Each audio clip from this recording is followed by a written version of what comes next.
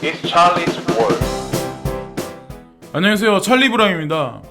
어제 잠들 잘들 다들 주무셨는지 모르겠어요. 그래서 저도 잠을 좀 설치긴 했는데 어쨌건 아침에 딱 깨서 딱 폰을 보니까 생각보다 많이 폭락을 안 했어요. 일단 그래서 안도의 한숨을 쉬면서 어떤 코인들이 주로 많이 올랐나, 근데 거기서 눈에 띄는 게 하나 있더라고요. 그래서 뭐 웬만한 코인들은 다 자기 자리를 지켰고, 그리고 오미세고가 조금 많이 올랐어요. 그래서 뭐 그런 거에 관해서 뉴스를 좀 보고 어저께 그랬는데, 어쨌건 오늘 제가 이번 영상에서 말씀드리고 싶은 거는, 저는 솔직히 어저께 이제 선물 1252에서 하는 선물 계약에 관해서 그거의 마지막 계약이다, 그래서 당분간 어떤 그 선물 계약권이 없다라고 제가 말씀드렸잖아요. 그래서 그게 아마 비트코인 ETF하고도 상관이 있지 않을까라는 말씀을 드렸는데, 되게 웃긴 게 오늘 영상에서 좀 이따 말씀드릴 건데, 비트코인 ETF가 연기된 것도 어저께 밤에 터졌어.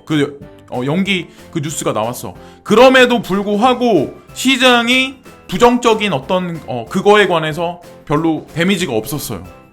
저는 그거를 분명히 4월 1일이나 4월 5일날 재료를 삼아서 세력들이 시장을 폭락시킬 거라는 생각을 했는데, 아니나 다를까 폭락시키지 않았어요. 그냥 그대로 살려놨어요. 그리고 더 중요한 건, 제가 아침에 깨서 톡방을 보고, 카카오톡방을 보고 텔레그램을 보니까 많이 떠든 사람이 없어요. 많이 떠든 사람이 없단 얘기는 수익 본 사람이 없단 얘기예요. 근데 그거는 한국에 국한된 얘기가 아닐 거란 얘기예요. 보통 보면은. 근데 그렇다는 얘기는 세력들이 지금 굳이 이 시장을, 비트코인부터 나머지 알트들을 폭락 장세로 몰아가지 않겠다는 거거든요. 그런 의지를 표명하는 게 아닐까. 그래서 저는 그렇게 일단 보이고, 이거는 베리 실버트가 첫 번째로 이 사진이 나와 있는데, 이 사람이 그런 얘기를 해요. 지금 앞으로 다가오는 어떤 그 미국의 주식시장 있죠. 거기에 이제 많은 어떤 빌리온 달러들이 참여하고 있는 많은 어떤 그 IPO들이 있는데, 대거 이번 연도에 아마 있는 걸 아마 알고 계실 거예요. 근데 구체적인 건 안 나왔는데, 일단 차량 공유 어떤 그런 회사들이 쟁점이 올라 있어요. 그리고 일단 첫 번째로 성공한 게 리프트사. 그리고 두 번째로 이제 준비를 하고 있는 게, 사실은 가장 큰 금액이 아마 걸려 있는 게 손정유 회장이 움직이는 우버. 우버도 IPO를 할 거거든요. 그러면 이런 회사들이 아마 여기 말씀 안 드린 다른 회사도 있지만 IPO 참여를 통해서 그 자금 수요를 받고, 그 자금을 이용해서 또 다른 어떤 그 IT 업체나 블록체인 업계에 투자를 할 확률이 높거든요. 근데 베리 실버트가 이런 얘기를 왜 하는지 모르겠어요. 그래서 자기가 투자한 코인하고 관련이 있는지 모르겠지만 어쨌건 이 친구는 그런 얘기를 지금 하고 있어요. 그래서 그런 어떤 IPO에 들어가는 자금이 결론적으로는 암호 자산 시장에 하나의 커다란 이득을 가져다 줄 거다라고 이제 단언해서 얘기를 하거든요. 그래서 베리 실버트 그레이스케일 자산운용사의 대표 CEO다라는 걸 아마 아시면 될 거고, 코인베이스 커스터디의 지금 트윗인데, 여기를 보시면 아마 어저께도 제가 암스트롱 CEO 사진을 보여드렸는데, 테조스가 지금 보시면은 스테이킹에서 기관 투자가들한테 어떤 이자 지급을 해줄 거다. 콜드 월렛에 보관되어 있는 어떤 그 테조스 코인에 관해서는. 사실 이게 어떤 방향을 일으킬지는 모르겠어요. 근데 중요한 거는 스테이블하게 어느 정도 이 테조스라는 코인을 물량을 잠궈 놓을 수도 있고, 더 중요한 건 중장기적으로 봤을 때 슬금슬금 이 테조스라는 이 코인에 관한 값어치를 올려놓을 수 있는 어떤 그 계기가 될 수 있거든요. 근데 그 중심에 서 있는 게 코인베이스다라는 거를 분명히 기억들을 해보셔야 되는 거고, 더 웃긴 건 뭐냐면, 테조스는 지금 시세 상승이 이렇게 있기 전에는 운영진이, 예를 들어서 ICO를 했던 그 운영진이 뭐 물량을 어떻게 했네, 뒤로 빼돌렸네, 뭐 파산이 됐네, 뭐 부도가 났네, 그런 루머에 엄청나게 말이 많았던 기업들이었어요. 근데 어떻게 코인베이스에 이렇게 관계가 있을까요? 그리고 지금 넴코인 같은 경우도 다 죽었다, 뭐 넴 재단 파산했다, 근데 살아있잖아요. 에이다도 마찬가지야. 에이다도 뭐 찰스 호킨스가 맨날 먹방만 찍으러 다닌다, 욕하는 사람 되게 많았어. 에이다도 나름대로 지금 잘 가고 있잖아요. 거기다가 중요한 건 찰스 호킨스가 지금 여기 나와 있는데, 야후 파이낸스에 참여를 해가지고 자기가 인터뷰를 할 거래요. 그래서 뭐에 관해서 인터뷰를 할 건지는 아마 여러분들 아실 거예요. 야후 파이낸스 주인이 소프트뱅크 손정희 회장님이에요. 그분하고 미팅을 할지 안 할지는 전 몰라요. 여기 일단 나와 있는 거는 없으니까. 근데 중요한 건 찰스 호킨스가 지금 본인이 참모로 있는 그 세 가지 코인이 있죠. 그래서 보시면은 첫 번째 IOHK에서 운영하는 세 가지 코인 에이다, 그리고 이더리움 클래식, 그 다음에 호라이즌, 이 세 가지 코인을 들고 계시는 분들 같은 경우는 2019년 한 해 잘 이렇게 보시면 제가 봤을 때는 포텐셜이 나쁘진 않을 것 같고, 지금 아직까지 못 간 코인도 분명히 있긴 하지만, 그리고 이거는 영국 파운드거든요. 근데 브렉시트가 이제 어저께 메이 총리가 국회에서 영국 이제 국회의사당에서 표결을 했는데, 사실상 어저께도 별로 좋지 못하게 끝났어요. 그래서 이게 또 4월 12일 날 미뤄졌고, 거기서 더 넘어가면 5월 12일 날로 넘어가는데, 지금 나와 있는 거는 파운드와 차트예요. 그래서 영국은 꺼지지 않는 태양이다, 지지 않는 태양이다, 뭐 이런 그런 말이 있었는데, 사실상 이제는 끝났어요. 그렇게 보시면 되고, 그래서 파운드가 지금 꺼질 수밖에 없다는 걸 차트로도 딱 보여주는 거예요. 표면적으로 나와 있는 헤드 앤 숄더죠. 그냥 교과서적으로. 그래서 그런 식의 어떤 그 방향성이 정해지지 않을까라는 걸 볼 수 있고, 그리고 이거는 제가 맨날 보는 사람이 차트를 그린 건 아닌데, 이 사람은 이제 그런 얘기를 하거든요.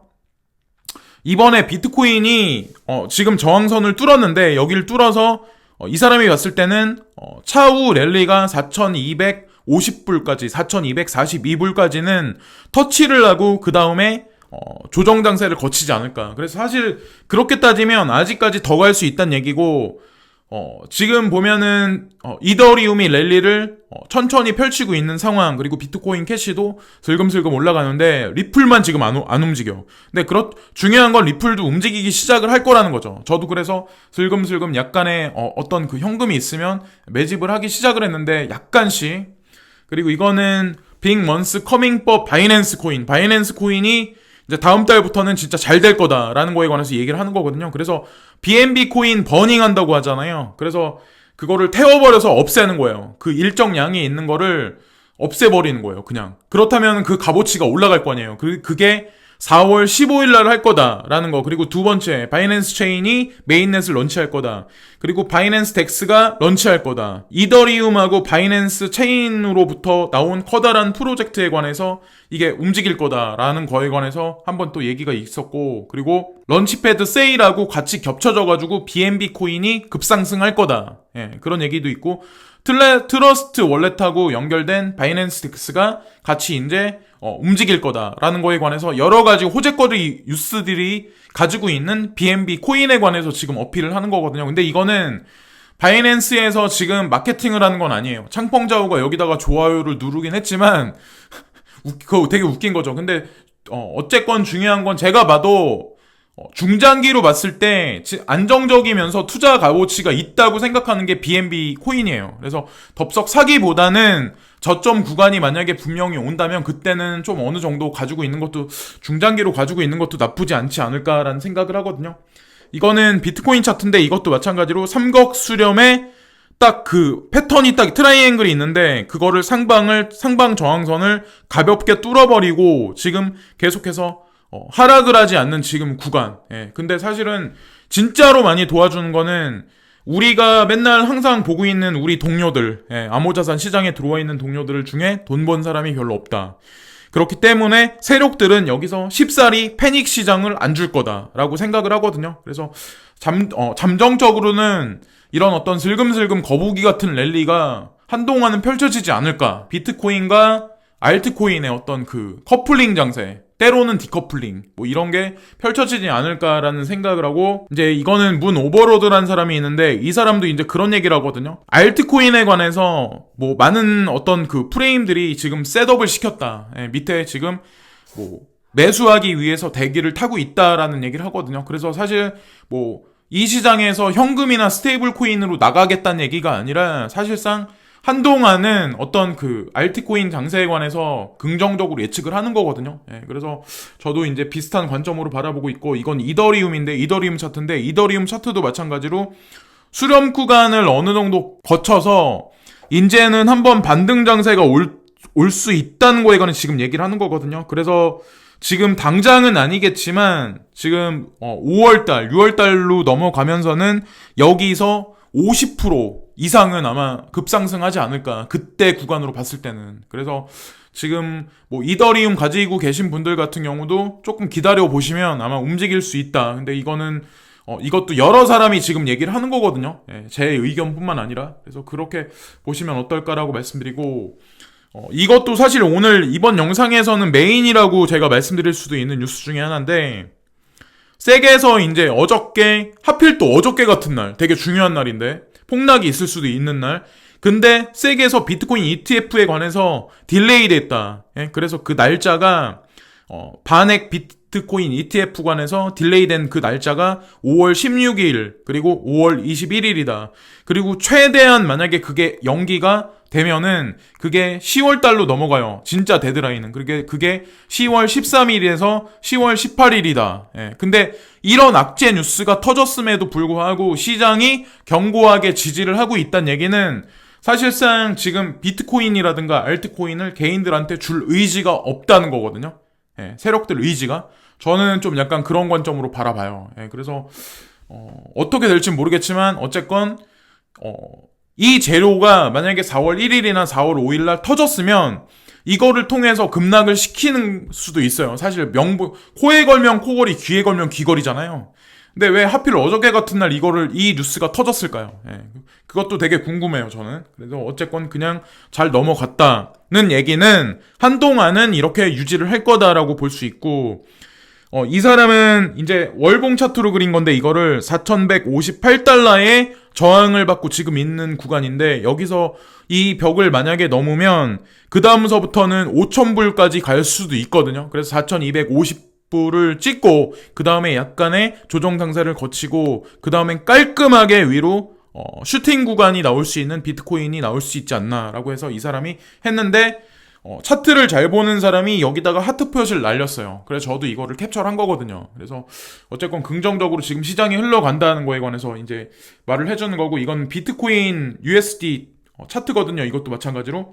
그러니까 이것도 다른 사람이 그린 거예요. 지금 보시면은 차트가 하방으로 이렇게 쭉 어떤 그 저항선이 딱 있으면 그거를 깨고 위로 분산됐어. 예, 위로 상방 돌파를 했어요. 그래서 지금 이것도 긍정적으로 흘러가고 밑에 거는 은차트예요. 예, 은차트 같은 경우도 나쁘지 않게 흘러가긴 하는데 제가 이제 말씀드렸다시피 은에 투자하냐 아니면은 암호자산에 투자하냐를 만약에 선택을 한다면 저라면 암호자산이 맞다고 판단하겠어요. 예, 그래서 뭐 그거는 제가 뭐라고 딱 납득을 시키거나 설명할 필요가 없다고 생각하거든요. 개인의 판단이기 때문에. 근데 저라면 어디까지나 이제 그렇게 하겠다는 거고, 이거는 GNT 차트예요.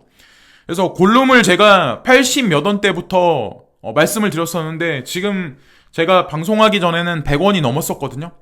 중장기로 보기에는 제가 나쁘지 않다고 판단을 했었고, 한번 만약에 랠리를 펼치면 슬금슬금 계속 올라가는 어떤 그 성질이 있는 게 골룸이라는 그런 코인이에요. 그리고 간간히 슈팅도 나오고, 그리고 코인사도 나쁘지 않아요. 개발진도 나쁘지 않고, 그러니까 어떤 커리어도 되게 오래된 어떤 그런 회사기 때문에 말씀드렸어요. 그리고 아이잭이란 어떤 RLC라는 그 코인하고 골룸이란 코인은 양대로서 블록체인 업계에서 여러 사람들이 알아주는 어떤 그 슈퍼컴퓨터 관련한 중요한 두 개의 코인이죠. 그래서 이것도 한번 추천드린다고 골룸도 한번 말씀을 드렸고, 이거는 홍콩에서 지금 보면은 증권형 코인에 관해서 이제 허가를 내줬다. 그래서 어떤 자세한 가이드라인에 관해서 허가가 나왔다라는 그런 얘기거든요. 근데 이게 무슨 SEC이나 CFTC하고 무슨 관련이 있는지 모르겠지만 지금 여기서 이런 식으로 얘기가 나왔다는 얘기는 아시아계 코인 있잖아요. 우리가 흔히 생각하는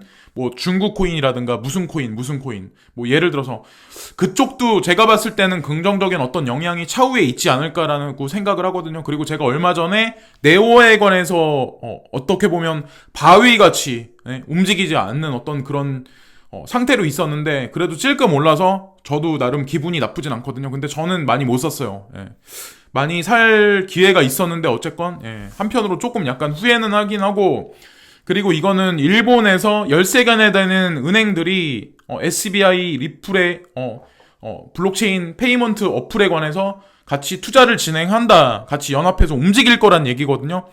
그래서 리플 코인은 물론 솔직히 그래요. 안 오르고 있는 건 사실인데, 만약에 저 자신이 나이가 엄청 많다. 한 50대, 60대다.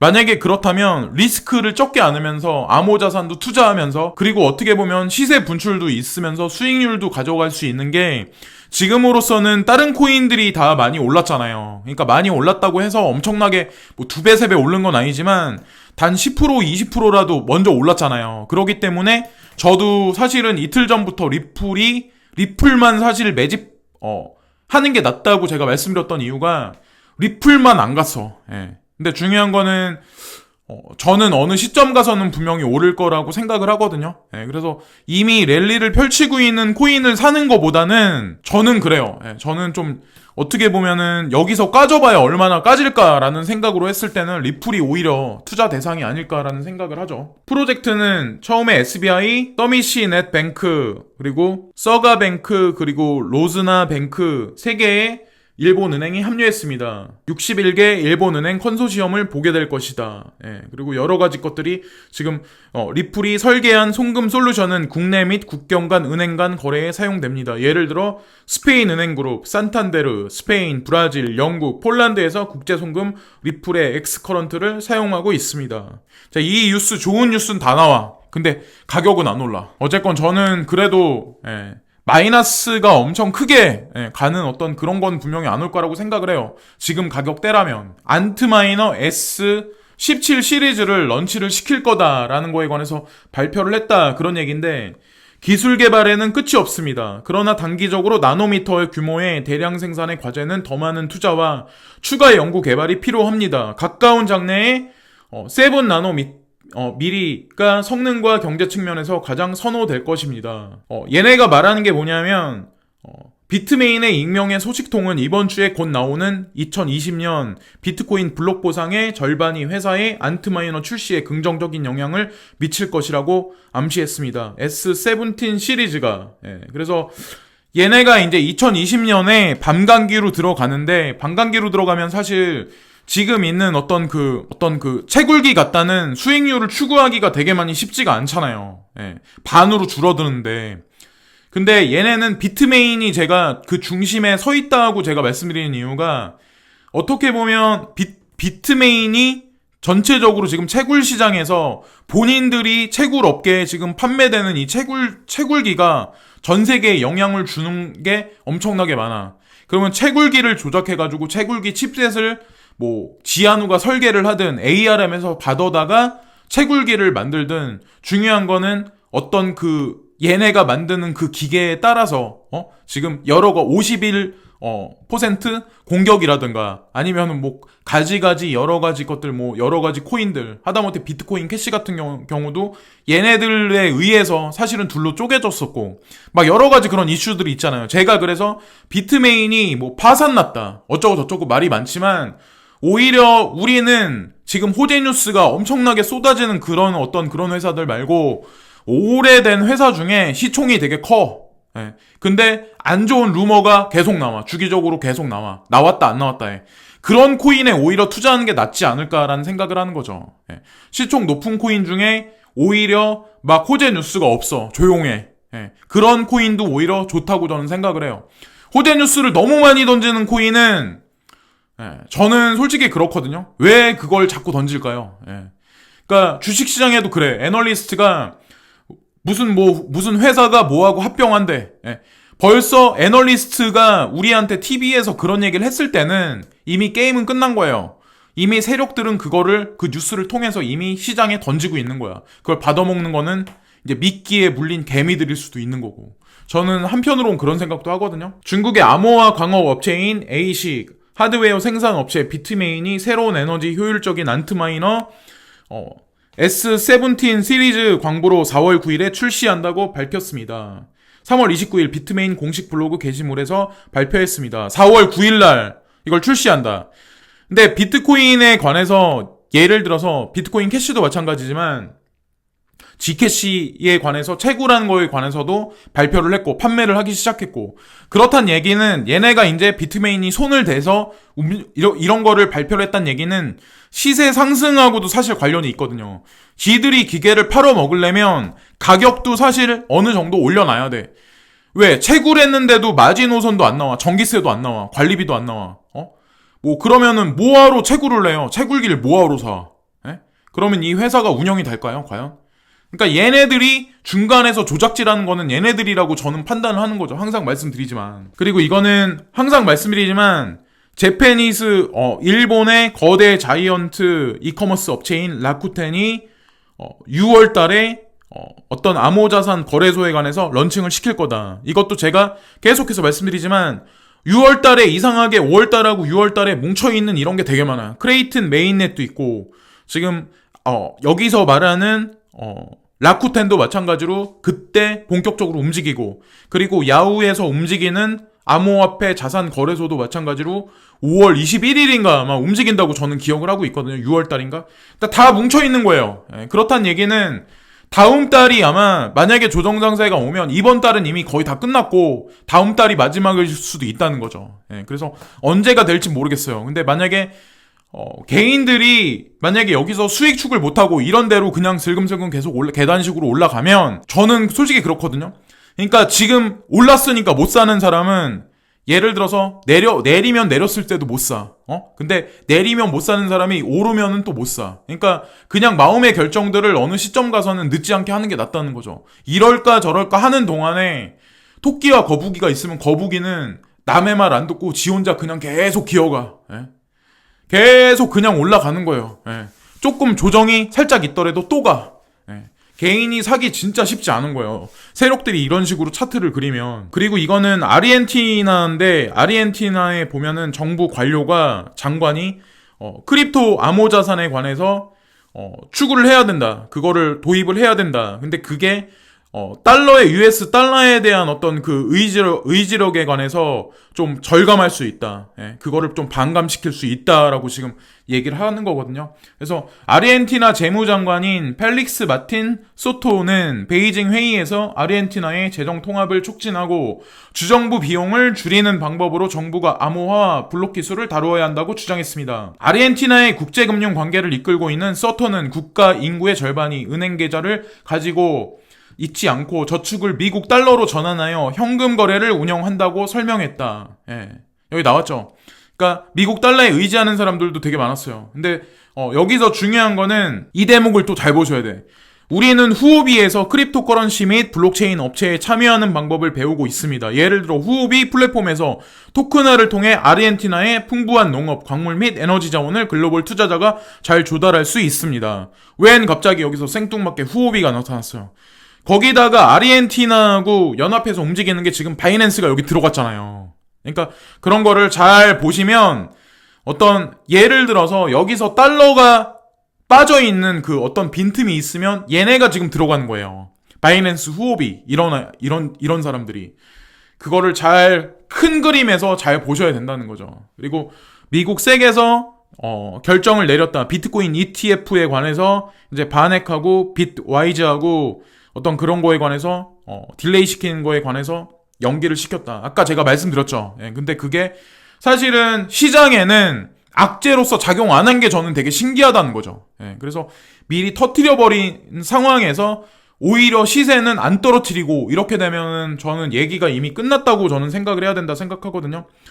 그리고 인도에 있는 이제 어떻게 보면은 핵심 중요한 은행 중에 하나인 리플사하고 국제 송금에 관해서 어떤 그 파트너십 관계를 맺었다. 그래서 여기 보시면은 페더럴이라는 어떤 은행이라는데 인도라는 데를 아마 아시겠지만 인도를 우리가 흔하게 그냥 여행을 가면 잠깐 여행 일주일 정도 여행 간 사람들은 뭐 공기 더럽다, 물이 더럽다, 뭐 음식도 그렇다 이렇게 생각을 하시겠지만 조금만 다른 관점으로 보면 거기만큼 기회가 많은 나라도 없어요. 오히려 내가 장사를 하겠다. 예를 들어서 요식업을 하겠다. 아니면 무슨 장사를 하겠다. 그러면 인도 같은 나라에서 만약에 내가 아는 지인이 있다. 인도인이 있다. 예를 들어서 사업을 해보겠다. 그러면은 사기만 만약에 조심할 경우는 인도가 오히려 한국 내에서 권리금이 쭉쭉쭉쭉 까지고 있고 생산 경제가 점점점 축소하고 있고 부동산도 위축되고 있는 한국 같은 시장보다는 오히려 선진 G7에 있는 그런 시장보다는 오히려 이런 나라들 인도네시아, 터키 지금 그런 나라들이 오히려 더 많은 어떤 그 기회가 많다는 거죠. 제가 봤을 때는 그래요. 그러니까 베트남도 이미 많은 자본들이 들어가 있기 때문에 거기는 그렇고, 인도 같은 나라 아직까지도 틈새는 약간 있다고 저는 생각을 하거든요. 근데 더 중요한 건 페이스북 저커버그나 워렌 버핏, 그 하다못해 손정희 회장, 소프트뱅크 자금, 알리바바, 마우인 회장도 여기다가 페이티엠이라는 거기다 지분을 되게 많이 넣고, 이커머스 업체 같은 경우는 소프트뱅크 손정희 회장이 인수합병해서 지금 자기네가 지금 쿠팡을 움직이듯이 인도 시장도 움직이려고 지금 하고 있어요. 그래서 그런 거를 종합적으로 보셔야 되는 거고, 그래서 암호화폐도 인도라는 데에 오히려 어떻게 보면 우리나라 같은 G7 같은 그런 나라, 약간 개발이 이미 된데, 그리고 선진국보다는 들어갈 틈새가 더 쉽게 들어갈 수 있다. 자본의 어떤 그 침투가. 그래서 그렇게 봐야 되지 않을까라는 생각을 하고, 영국의 하원이 EU 탈퇴협정 부결, 노딜 우려 커져. 종합 2보, 메이 총리 마지막 시도 무산. 찬성이 286표, 반대가 344표가 나왔다. 하원이 4월 1일 대한 모색 위안 추가 의향 투표 개최 예정. 그래서 아마 아시겠지만 어저께 이것도 발표가 났는데 별로 좋지 않게 나왔어요. 그래서 결국에는 브렉시트를 할 수밖에 없어. 이러나 저러나 노딜이냐 노딜이 아니냐. 어쨌건 중요한 건, 근데 4월 12일 날, 그리고 4월 12일 날에서 넘어가면 5월 22일 날이에요. 그러니까 5월 달에 많은 어떤 블록체인 관련한 많은 산업들이 런칭을 시키고 그때서부터 움직이는데 되게 많아. 아까 말씀드렸던 라쿠텐, 그리고 야후 파이낸스도 있죠. 그리고 더 중요한 건 6월 달부터 라쿠텐도 움직여요. 그리고 한국에는 클레이튼, 카카오톡하고 해서 움직여요. 본격적으로. 그리고 여기 다 이런 그림이 껴맞춰지지 않을까요? 영국에서 EU 탈퇴가 돼서 브렉시트가 종합적으로 나오면, 아까 제가 초반에 어떤 파운드와 차트를 보여드렸잖아요. 파운드와 가치가 떨어지고 그 유로가 뒤틀뒤틀거리고 유로화가 붕괴되기 일보 직전, 그런 어떤 극적인 전 세계 어떤 퍼펙트 스톰, 경제적으로 그런 상황에 오히려 암호화폐계는 그런 틈새를 들어가고 있는 거예요. 바이낸스가 영국에 들어가고, 바이낸스가 또 뭐 터키에 들어가고, 바이낸스가 라틴 아메리카 쪽에 콜롬비아나 베네수엘라 뭐 이런 데 들어가고, 그런 걸 어떻게 그렇게 봐야 되지 않을까라는 생각을 하고, 이거는 이제 미중 협상 진전 계속, 그래서 4월 말 마무리, 그래서 악수하고 있는 어떤 그 차관급 어떤 그 대표들, 미중 간의 대표들이 지금 악수를 하고 있는 이게 나왔는데, 제가 어저께 말씀을 미리 드렸지만 중국이란 나라에서 프랑스를 방문해서 30조 원어치나 되는 어떤 그 여객기를 샀어. 그리고 메르켈 총리도 만나고, 마크롱 어떤 그 대통령도 만났어. 프랑스 어떤 그 EU 총리도 만났어. 전체적으로 만나서 회담도 했어. 근데 중요한 건 그렇게 미국이 빠져 있는 상태에서 그렇게 했어. 근데 회담에서 지금 그냥 넘어갔어. 근데 이게 보면은 4월달 말에 마무리하겠다 이런 얘기를 했잖아요. 그래서 저는 솔직히 그런 생각, 이번에라고 제가 말씀드렸잖아요. 그러니까 어저께 제가 그랬잖아요. 이번에 이 회담에서 미국이 중국에다가 관세 폭탄을 못 떨어뜨리면 여러분들은 어떻게 생각할 거냐고 제가 말씀드렸잖아요. 근데 더 웃긴 건 그렇게 못했어. 근데 지금 여기서 4월 말이라고 얘기했잖아요. 4월 말에도 미국에서 중국에다가 관세 폭탄을 만약에 마지노선이에요. 이건 4월 말이 못 터뜨리면 그거는 어떻게 생각할 거냐는 거죠. 그러니까 여기서 이제 나오는 거예요. 대충 그림이. 한미 정상이 4월 11일 날 미국 워싱턴에서 회담, 북미 대화 재개 논의. 언제는 뭐 다 안 되고 파토 날 것 같이, 뭐 미국에 뭐 어떻게 해가지고 뭐 핵미사일 뭐 핑계로 해가지고 뭐 다 없었던 일로 할 것 같이, 통일을 없었던 것 같이 할 것 같이 하다가 지금 다시 북미 대화 재개 논의하기 위해서 문재인 대통령을 지금 워싱턴으로 지금 초청을 했어요. 그래서 이틀 동안 가서 어떤 얘기를 할지 모르겠어요. 근데 이거는 지극히 개인적인 생각이지만 미국이 빠지는 그림에서 아마 지금 한국 정부가 중심에 서가지고 통일에 관해서 중심적인 어떤 그런 역할을 할 수도 있다고 저는 생각을 하거든요. 지금까지는 미국이란 정부가 중간에 개입이 돼 있지만 어떤 그런 그림이 나오지 않을까. 그리고 원래 방문 예정이었던 어떤 이탈리아의 대주교 있죠. 그 바티칸 대주교도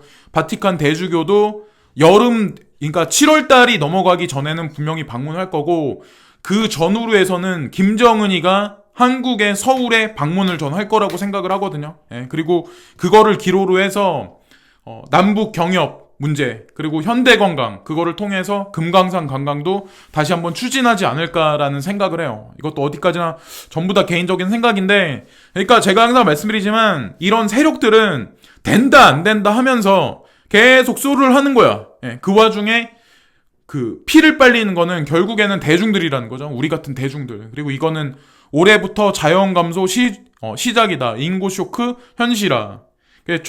초저출산이라는 우리나라의 심각한 인구 쇼크가 당장 올해부터 현실화할 것으로 보입니다. 출생아 수가 사망조보다 더 적어 인구의 자연 감소가 올해부터 시작되었다. 이 얘기는 사실 미분양되고 있는 아파트, 그런 거하고도 되게 밀접하다고 저는 생각을 하거든요. 집은 엄청나게 계속 지어대. 근데 특정 어떤 그 부동산은 그냥 그 가격은 공고히 유지가 돼. 그러니까 그거를 시장을 전면적으로 잘 보고, 과연 이게 중장기적으로 괜찮을까? 어느 정도 인프라가 깔려 있는데 부동산도 투입이 되고 거기다 투자하는 게 맞다고 생각하거든요. 그러니까 진짜 내가 은퇴해서 완전 도시하고는 담을 쌓고 살겠다. 예. 그런 분들 빼고는 어느 정도 인프라가 깔려 있는데 들어가서 있는 게 낫다고 판단해요. 그리고 인구가 점점 줄어들겠다는 얘기는 결국에는 자동차, 어떤 그 구입의 축소, 그리고 주택 구입의 축소, 그리고 공장에서 대량 생산 체제에서 물건을 계속해서 찍어내는데, 그런 여러 가지 상품들의 축소가 결론적으로는 이어진다면 우리들이 지금 기업체에서 몸담고 일하는 그런 기업체도 결국에는 이익 추구를 못해. 그러면 물리적인 거에서 어떤 소프트웨어적인 거, 눈에 보이지 않는 것들로 이런 어떤 그림자 금융 세력들이 암호화폐를 통해서 계속 그쪽으로 몰아가는 이유가 4차 산업혁명 쪽으로 틀어가는 이유가 사실은 저는 그 핵심이 거기 있다고 생각을 하거든요. 예, 그래서 어떤 그 생산량의 한계, 생산을 해서 어느 정도 수요와 공급 법칙에 의해서 수요가 넘쳐나는데, 그러니까 공급이 넘쳐나는데 수요가 인구가 계속 축소시키니까 수요가 증가할 수 없어. 그걸 비례해서 받쳐줄 수가 없어. 결국엔 그러면 거기서 사이클이 돌아갈 수가 없잖아요. 그렇다 보면은 뭐 VR 관련해서 4차 산업 관련해서 그쪽으로 무형자산이나 어떤 그쪽으로 유도를 하지 않나. 그래서 암호자산에 투자하는 게 정답이다라고 저는 생각을 하는 거죠. 이것도 잘 보셔야 되는데, 입국장 면세점이 5월 31일 날 개장, 출국장 면세점과 차이는 이라고 여기 나왔잖아요. 이것도 되게 웃겨. 그러니까 보통 우리 보면은 입국장에 면세점이 있고 출국장에 면세점은 없었잖아요. 근데 다 똑같아. 마음은 입국할 때 예를 들어서 물건을 어디 집에 갈 때 뭘 사가고 싶어. 근데 무거운데 비행기에 뭐 어쩌저쩌고 뭐 신고하고 어쩌저쩌고 하기 되게 귀찮잖아요. 근데 출국장에다가 면세점을 만들면 어떤 일이 생길까요? 물건을 더 사지 않을까요? 저는 솔직히 그런 생각을 하거든요. 그러면 소비도 더 촉진시킬 수 있고, 물론 그 근방에 있는 비슷한 다이어그램에 속하는 여러 가지 그런 업계들은 피해를 보긴 하겠지만, 조금 큰 그림에서 보면 소비 촉진이 될 확률이 되게 높아요. 근데 면세점이라는 이런 게 있었잖아요. 근데 더 웃긴 건 뭐냐? 어저께 이 뉴스를 말씀드렸는데 5월달부터 이걸 하겠다 그랬잖아요. 신세계와 손잡은 빗썸 면세점서 암호화폐 결제. 예. 온라인 면세점 구매 페이지에서 빗썸 캐시 결제 가능. 결제 시점 시제 기준으로 암호화폐 차감. 예. 이거 하는 걸 잘 보시고, 그리고 이게 이제 되는 게 빗썸 관계자는 싱가포르 기반 글로벌 쇼핑몰 Q10, 인터파크 비즈마켓, 한국 페이지 서비스 등과 제휴를 맺고 빗썸 캐시 결제 서비스를 제공하고 있다. 자, 지금 빗썸에서 면세점하고 관련해서 이렇게 움직인다. 정부 당국은 입국장이 아니라 출국장에 면세점을 설치시킨다. 자, 이것과 관련 있는 회사. 자, 여기 빗썸 나왔죠. 더 이상 얘기할 건덕지가 없는 거예요. 예, 빗썸은 누군가가 밀어주고 있는 거예요. 사실은. 그리고 암호화폐도 어느 정도 계속해서 시세 랠리를 펼칠 거예요. 안정적으로. 예, 지금 보시면 아시겠지만 더 웃긴 건 뭐냐? SM하고 엔타스가 있어. 국내 최초 인천공항 입국장 면세점 사업국 획득. SM이 여기 들어가 있어요. YG는 지금 죽어나. 예. 그게 승리 때문이라고는 저는 딱히 말 못해요. 예, 솔직히 정준영이나. 근데 털어서 면지 안 나오는 데는 저는 없다고 생각하거든요. 개인적인 어떤 그 소견으로는. 근데 타겟이 된 거야. 표본적으로. 예. 그래서 세금에 관해서 아마 엄청나게 지금 조사를 계속해서 여러 가지 업계에 들어갈 거야. 지금 그래서 매스컴에서 보여주기 식으로 지금 경고를 하고 있다고 저는 생각을 해요. 근데 오히려 SM은 키워주는 거야. 예. 여기 보세요. 입국장 면세점에 들어갔어요. SM이. 예. 더 이상 말할 건덕지가 뭐가 있어요. 자, 그리고 이거는 이더리움 창시자 비탈릭 부텔린과의 대화, 블록체인과 미래 경제. 자, 이거 보세요. 국회의원 회관. 비탈릭 부텔린이 국회에 들어가요. 4월 3일에. 예.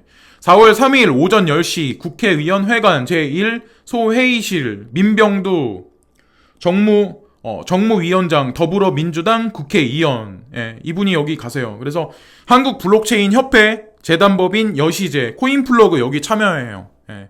코인플러그하고 좀 약간 관계가 깊은 데가 또 웃긴 거는 신한은 아닌데 국민은행. 예. 국민은행하고 또 관련이 되게 깊어요. 조사해보시면 아마 아실 거고, 그러니까 비탈릭 부텔린이 4월 3일날 또 한국 국회에 들어간다. 예. 그거를 잘 보세요. 예. 뭐를 뜻하는가. 이게 왜 하고 많은 나라 중에 비탈릭이 왜 여기 올까? 한국에 와서 왜 한국 국회의원을 만날까? 한국 정부에서 준비를 안 한다고요? 카카오톡이 준비를 안 한다고요? 카카오톡이 하는 모든 어떤 행태는 클레이튼이 됐든 아니면 티몬이 됐든 신현성을 비롯한 티몬이 하는 모든 것들은 정부의 정책이 밀어줄 거예요. 반드시. MBK 파트너스하고도 마찬가지고. 빗썸이 하는 모든 일도 저는 한국 정부에서 이미 밀어줄 거라고 확신해요. 예, 여러 가지 어떤 그런 것들은. 근데 중요한 건 4월 3일날 비탈릭이 이제 국회에 가서 만나. 예, 그리고 4월 5일날 또 연이어서 닥터둠 루비니 교수가 또 와서 논쟁을 해. 논쟁을 하는데 지금 전체적인 지금 스트림 자체가 흐름 자체가 블록체인 4차 산업혁명의 필요성에 관해서 대두되기 때문에 이 논쟁은 루비니 교수하고 비탈릭 부텔린의 논쟁은 결론적으로는 비탈릭 부텔린의 어떤 그 발언권이 우세하게 끝날 수밖에 없어요. 예, 저는 그렇게 생각하거든요. 그리고 그것과 마찬가지로 시세 상승은 분명히 있을 거다. 그리고 TV 만든다는 화웨이, 꺼림직한 삼성과 LG, 화웨이 TV 시장 진출설 기정사실로 TV 통해 4K, 8K 시대, 5G 수요 흡수 의도. 자, 스마트폰 성공 경험 무시 못해. 자, 화웨이가 치고 나오기 시작을 했어요. 자, 이 게임은 3분기, 4분기 가서 한번 보시면 아실 것 같고, 저는 친중은 분명히 아니에요. 근데 만약에 제가 자본가의 어떤 시각으로 봤을 때를 제가 항상 말씀을 드리는 거예요. 코인 시장도 미국 코인, 중국 코인 따지지 말자고 제가 말씀드렸잖아요. 그렇게 해봐야 아무 그것도 없고, 이미 본인들인 어떤 그 세력들은 어떤 그 자금이 움직이는 게 한국 자금, 중국 자본, 일본 자금, 미국 자금, 유태계 자본 다 섞여서 움직여요. 소뱅에서 움직이는 비전펀드도 유대계 자금이라고 해도 거기에 아랍계 자금도 많이 껴있어요. 그러니까 그거를 좀 객관적인 시각에서 이익적인 추구 면에서만 시각을 봐야지 거기다가 정치적인 논리, 경제적인 어떤 그 정치적인 논리나 이념적인 논리만 섞을 필요가 분명히 없다는 거죠. 예, 그래서 저는 중국 코인, 미국 코인 가리지 말자. 제 포트폴리오도 뭐 일본 코인, 예를 들어서 중국 관련 코인, 뭐 미국 관련 코인 다 있어요. 오늘 영상이 좀 상당히 길긴 했는데 지금까지 시청해주신 모든 분들께 진심으로 감사드리고, 끝으로 말씀드리고 싶은 거는 폭락은 없다. 이런 여러 가지 어떤 뉴스나 기사나 여러 가지 것들을 보면 악재 뉴스도 그냥 다 밀어버려. 근데 엄청난 상승은 없어. 계단식 슬금슬금 계속 올라가. 개인이 매수를 하기 쉽지 않아요. 예, 그렇다고 단타를 하기도 쉽지가 않아요. 예, 제 말을 아마 이해를 하실 거예요. 예, 그래서 지금까지 엄청나게 뭐 중요한 뉴스를 말씀드린 건 없을 수도 있어요. 그리고 항상 구독자 여러분들께 진심으로 감사를 드리고, 오늘도 비가 오긴 하지만 다 같이 끝까지 힘을 내시고 오늘도 감사합니다. 구독과 좋아요 부탁드리고 오늘도 감사합니다. 감사합니다.